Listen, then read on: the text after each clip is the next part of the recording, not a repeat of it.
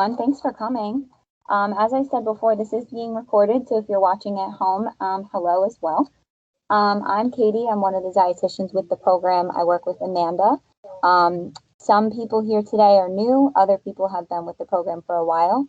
Either way, this is going to be a nice refresher course to remind you of some healthy tips, and also maybe you won't learn something new. So why are we here? We are here because we want to either continue our journey to wellness. So that may involve a number of things: weight loss, improving lab work, right? Improving our digestion. Many of us have acid reflux or GERD, sleep apnea. We want to, of course, improve our energy levels, self confidence, mood, and of course, improve our nutrition related knowledge and meal preparation skills. So it's always important when you're on your health journey to think about your motivation type, right? So intrinsic motivation versus extrinsic. Of course, both are good and both serve a purpose. But if we rely on just extrinsic motivation, meaning an external, it's going to lead us to maybe not keeping the healthy habits we instill. So if we want to do a crash diet because we want to look good in our bikini this summer or whatever, that's more extrinsic, right? It's fear.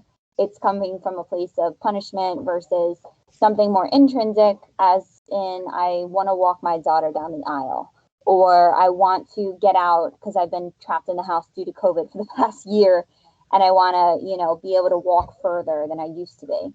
So both are important, but we do want you to think about, intrinsic motivation to carry you through. Find passion in what you're doing, because if you don't enjoy it, it's likely not going to last.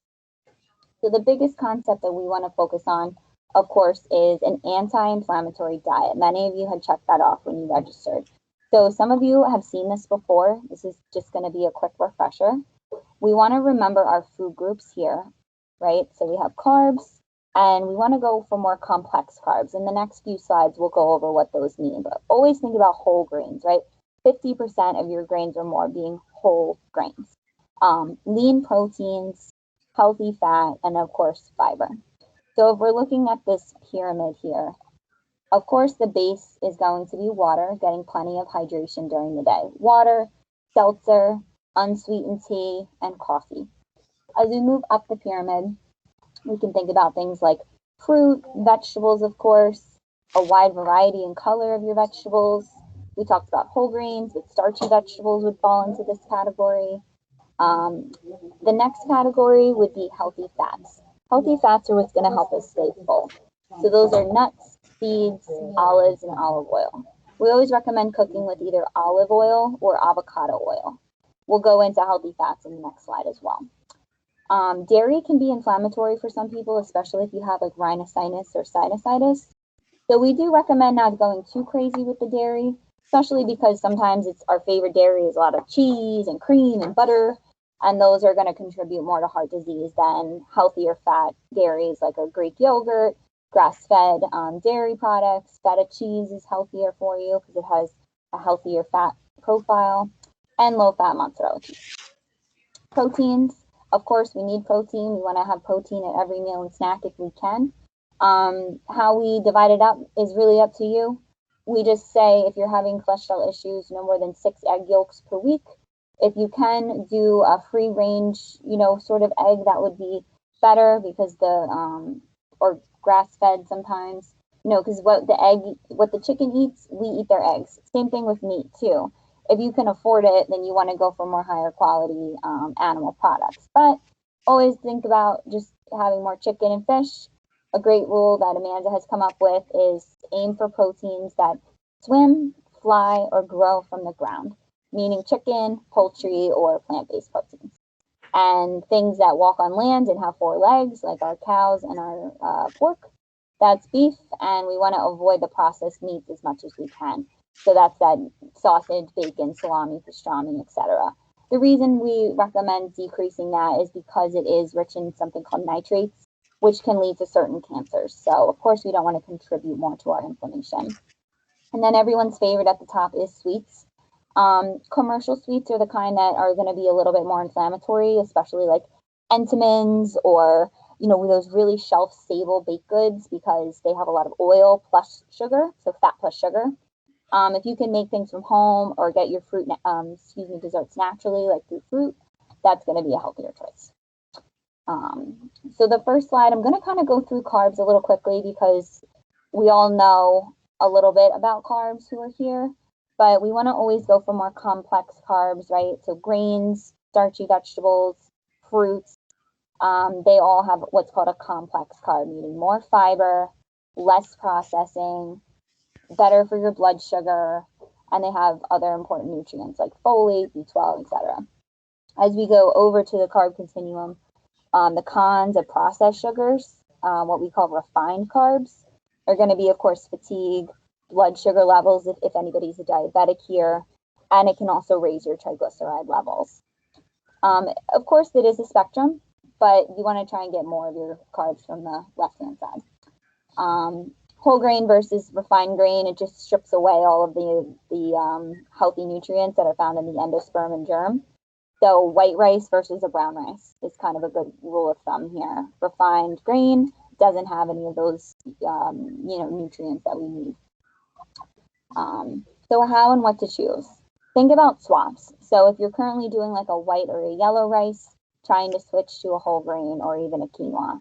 White breads or rolls, working your way towards whole grain breads. We'll send you the brand recommendations packet again, which has some pictures of our favorite whole grain products.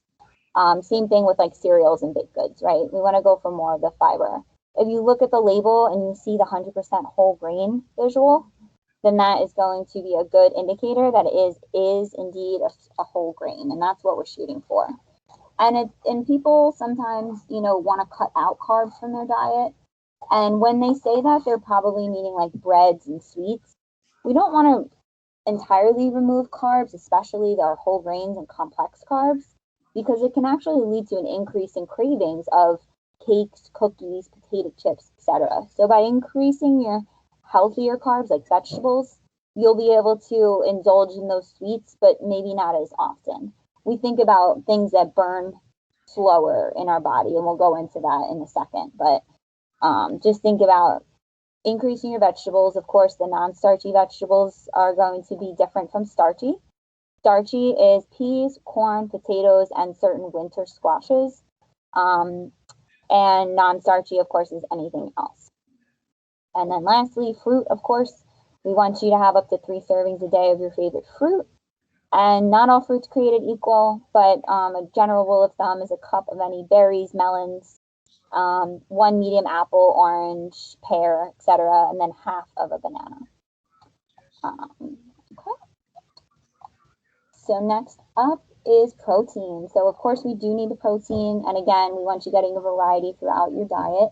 However, it's important to balance out how much you're having. People think that proteins are like this gem of a nutrient where you can have as much as you want and it's never going to lead to weight gain. You'll have the extra portion of the chicken cutlet. Oh, I'm having protein, it is good, but you want to think about this process in the body, which it gets a little fancy, but it's called gluconeogenesis. And it's essentially where once we meet our body's protein stores, we don't have any more left. So it either gets turned to fat or it gets stored as carbs. And if we don't burn up those carbs immediately, it gets stored as fat. So thinking about portion methods, a lot of you guys checked off portion control tips today. We want to think about the palm of our hand as a great starting point. And you're going to say, Katie, well, if I only eat a tiny piece of grilled chicken, I'm hungry. And I'm going to say, yep, you're right. You're going to be hungry if you only eat that piece of grilled chicken. That's why we want to think about what else is on the plate, right? We want to think about our my plate here. So we want to try and make a quarter of our plate that lean protein, right?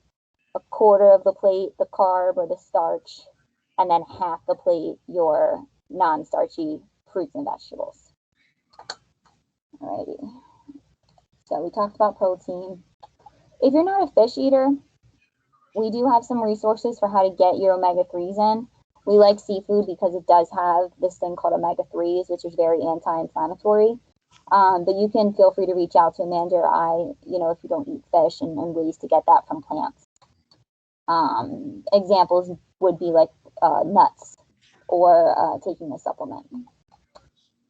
The next is fat. So as we know, fat is an essential nutrient. In the 80s and 90s, everyone went low fat, but it led to high carb, which would cause 1/3 in Americans to become diabetic. So we definitely want to think about healthy fats in the diet because they do support a lot of healthy processes, especially heart health. So this little avocado guy says I may be fat, but I'm the good kind of fat because avocados, nuts, olive oil, olives, they all have a heart healthy fat.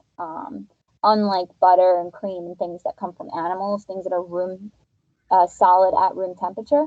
Think butter, coconut oil, those types are a little bit more cholesterol increasing versus healthy fats, which can reduce your cholesterol. Adding fat to your diet, like having grilled chicken with some avocado or with some olive oil with a salad, will help you feel full as well. Because the whole idea, we don't want you guys to ever feel like you're starving yourselves to be at a weight that you want. You want to just try to fuel your body with proper nutrients. And this concept is carried over into this visual here, which I think is always a great reminder of the pairing method. If you've, been a patient of Amanda or I, we always want you to pair your protein, meaning if you're going to have a carb, have either a little bit of protein or some fat with it to help that blood sugar spike. So this example here says, I'm drinking apple juice, which if you don't drink juice, you can think of it as eating a cookie, a muffin, a white bread, anything that's very highly processed or no fiber. It's going to spike up your blood sugar real quick, and then we're going to crash. We're going to be hungry. So eating an apple would be a better choice because it has the fiber to slow your blood sugar down, but it might not keep you very full, especially if you're hungry. So that's why pairing the apple with, let's say, an example here would be a peanut butter. That peanut butter is going to have some protein, it's going to have healthy fat, and that's going to help keep us fuller longer. And we have other examples, and we have a snacking handout that we'll send to you guys as well if you don't already have it, that goes over this concept. And back to this visual here, when it comes to eating, everyone's different, and I always tell my patients, if you are hungry, we need to eat. However, we don't want to let ourselves get to that ravenous, aka hangry, area, because when that happens, it's really hard to make a healthy, balanced decision. We usually will grab whatever's available, we'll reach for the cookies in the cupboard, we'll stop at McDonald's. So staying in this neutral area is great. And then when you start to feel slightly hungry, try to check in with yourself. Am I feeling hungry? When am I eating again? Okay, my wife's cooking dinner. She told me, I'm going to be home soon, so let me just wait. But if you are, in this slightly hungry area and your next meal is not for a long time, we should definitely think about having a snack or eating. I do have a question that came up. I started eating oranges and now I crave them. Are they a safe form of sugar? Oranges are absolutely a safe form of sugar. They are a fruit and they are definitely healthy for you. One serving of fruit would be a 1 medium orange. I do recommend having it either after lunch or after a meal as like a dessert so that it's not eaten alone. But because it's kind of weird to like pair orange with like peanut butter or something. It's kind of a hard one to match with. If you have like a cheese stick or something on hand, that would be a good pair. But oranges are absolutely okay. Just try not to have more than 3 per day and try and break them up. Like don't eat 3 oranges in one sitting. Okay, so, perfect. So back to this. So the opposite end of the spectrum as well, we have to remember is starting to tune in with ourselves for when we're starting to feel full, because we want to avoid that overly stuffed, uncomfortable feeling, right? When we ate at Thanksgiving, we didn't eat all day because we wanted to save up our calories and then we stuffed ourselves, and that's okay on Thanksgiving, but we don't want to make that a habit. So by stopping when we're starting to feel slightly satisfied, you may find that if you wait about 15 to 20 minutes, your brain will catch up and you will actually feel full and we can walk away. And the best part about being an intuitive eater or somebody who is just conscious of how they feel is that if you get hungry an hour or two after dinner, you can totally have a snack. So there's never we're fortunate, most of us are fortunate to never be in a place where we don't have food to eat. We just want to, think about, I can eat again if I am truly hungry, but right now I'm starting to feel full and I'm not going to overdo it.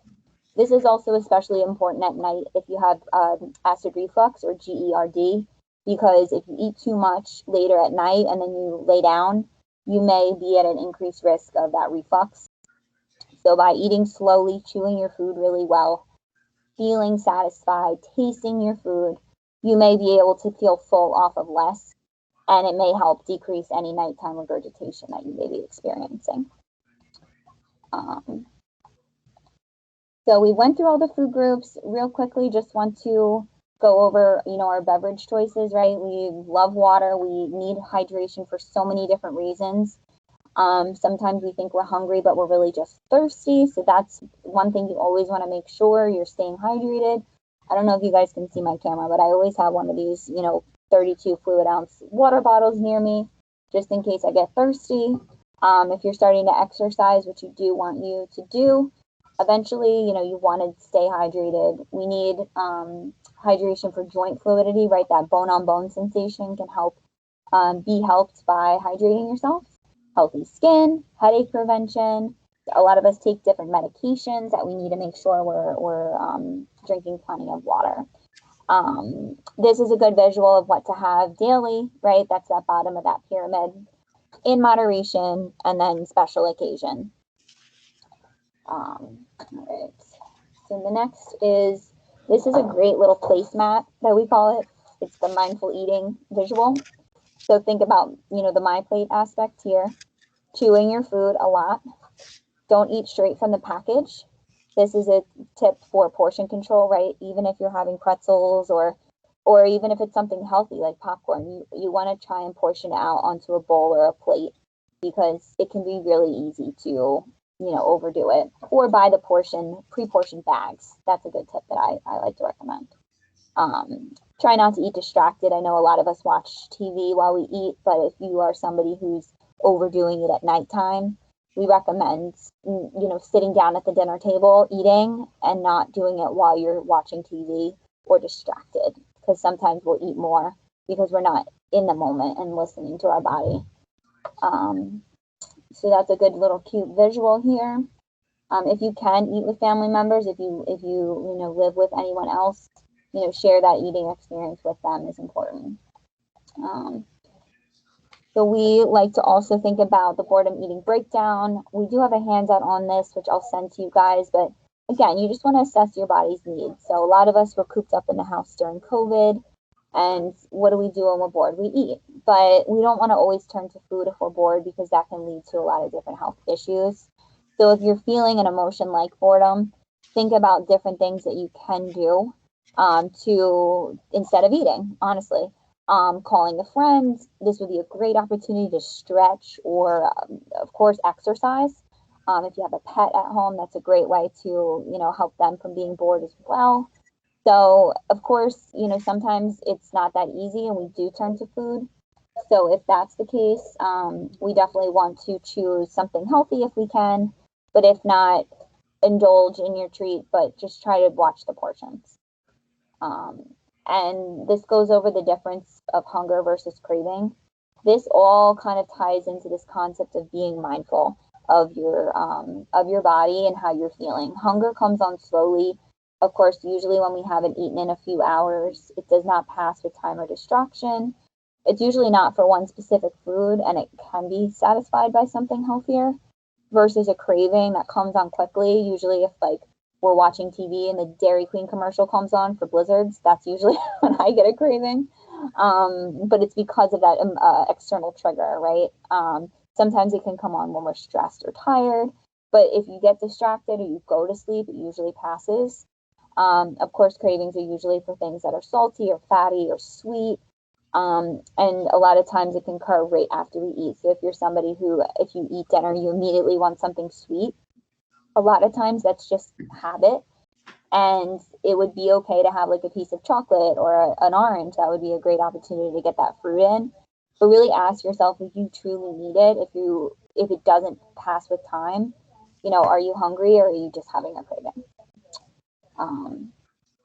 Okay, and then lastly, of course, exercise is going to help. Everybody's in a different place in their ability to exercise. If you can't, do a lot, at least try and do like arm, movements if you're sitting down or stretching. We can't work off a poor diet, but it is very important, especially with the weather getting warmer, more people getting vaccinated if you are, eligible. And just getting outside, it can be a great way for your mental health and your physical health.